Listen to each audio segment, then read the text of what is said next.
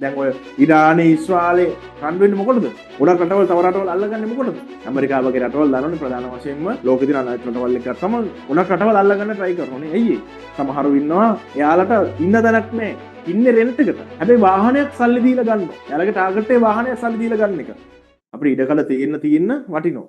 right? මේ ලෝකේ අපි ගත්තොත් වටිනාම දෙයක් තමයි මේ ඉඩකඩ කියන එක. ඉඩකඩ වැඩිපුර තියෙන්න ඒක සෑහෙන වටිනවා. right? අපිට අපි ගාව තියෙන භාණ්ඩ බඩු අපේ විවිධ දේවල් අපිට ස්ටොක් කරලා අපිට ගබඩා කරලා තියාගන්න පුළුවන් ඉඩකඩ තියෙන්න. දැන් මේ කාලේ කට්ටිය රණ්ඩු වෙන්නේ මොකද රටවල් වලින්? මේ ඉඩකඩ බෙදා ගන්නනේ. දැන් ඔය ඉරානයේ ඉස්රායලේ රණ්ඩු වෙන්නේ මොකටද? එයාලගේ දේශ සීමා වැඩි කරගන්න. එයාලගේ භූමිය, එයාලගේ ඉඩකඩ වැඩි කරගන්න තමයි එයාලා රණ්ඩු වෙන්නේ. එතකොට මේ ඇයි ඒ? ගොඩක් රටවල් තව රටවල් අල්ලගන්නේ මොකටද? එයාලගේ ඉඩකඩ අල්ලගෙන ඒ රටවල් වල තියෙන සම්පත් අරගෙන නේ? ඒ සම්පත් භාවිතා කරලා මොකක් හරි එයාලට වාසියක් ගන්න. එයාලට මොකක් හරි වැදගත් දෙයක් කරගන්න. ඒතර එයාලා මේ රණ්ඩු වෙන්නේ මොකටද? ඉඩකඩ වලට සහ භූමියේ තියෙන සම්පත් වලට. right? දැන් රටවල් ගත්තොත් ඇමරිකාව වගේ රටවල් දන්නවනේ ප්‍රධාන වශයෙන්ම ලෝකෙ තියෙන අනිත් රටවල් එක ගත්තම ගොඩක් රටවල් අල්ලගන්න try කරනෝනේ. ඇයි ඒ? එක්කෝ ඒ රටේ තියෙන තෙල් වලට, එක්කෝ ගෑස් වලට, එක්කෝ ඒ රටේ මොනවා හරි වෙන මොනවා හරි යුරේනියම් වගේ මොනවා හරි වටින දෙයක් තියෙනවා නන්නේ. ඒවට. ඒතර ඒ ඉඩකඩ වලට තමයි යාලා මේ රණ්ඩු වෙන්නේ. ගොඩක් රණ්ඩු දින දේශ සීමා සම්බන්ධනේ. කියන ඉඩකඩ හරිම වැදගත්. right? මේ ලෝකේ තියෙන වටිනාම සම්පතක් විදිහට අපිට සලකන්න පුළුවන් මේ භූමිය. right? භූමිය ඉතා වැදගත් සම්පතක් මේ ලෝකේ අපිට.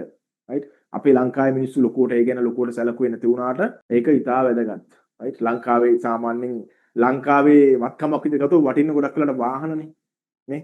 ලංකාවේ වාහන තමයි ගොඩක් මිනිස්සු වටිනවා කියලා අපි සලකන්නේ. right? නමුත් ඊට වැඩිය මේ භූමිය කියන එක වටිනවා. right? භූමිය තියෙනවා නම් අපිට ගොඩක් දේවල් කරන්න පුළුවන්. right? අනිත් රටවල් වල එහෙම දැන් ලංකාවේ වාහන ගණන් නිසා ලංකාවේ වාහන වලට ඉල්ලුම වැඩි. ලංකාවේ මිනිස්සු ආස වැඩි. ඒ ගණන් වැඩි ඉඳ ගන්න අමාරුයි. ඒ නිසා ඉඩම් වලට තියෙන ඉල්ලුම අඩුයි. දැන් ගොඩක් තරුණයෝ වුණත් ගත්තම ගොඩක් වෙලාවට එයාලා මොකද කරන්නේ? එයාලා ගන්න කැමති වාහන.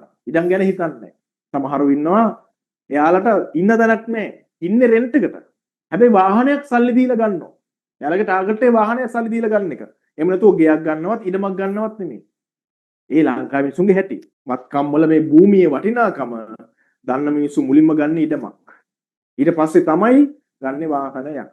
right? එතකොට මේ භූමිය කියන එක ඉතා වැදගත් කියන එක හොඳට ඔළුවේ තියාගන්න. අපි මේ සියලුම දේ රඳා පවතින මේ භූමිය මත. මේ සියලුම දේ තියෙන්නේ මේ භූමිය මත. මේ පොළොව උඩ තමයි මේ සියලුම දේවල් පිහිටලා තියෙන. වාහනයක් වුණත් තියෙන පොළොවක් ඉඩකඩක් තියෙන්න ඕන. වාහනයක් ගත්තට වැඩක් නැහැ. පාක් කරලා තරක් නැත්තම් ඉඩක් නැත්තම් වැඩක් නැහැ. right? ඒ වගේ තමයි. හරි?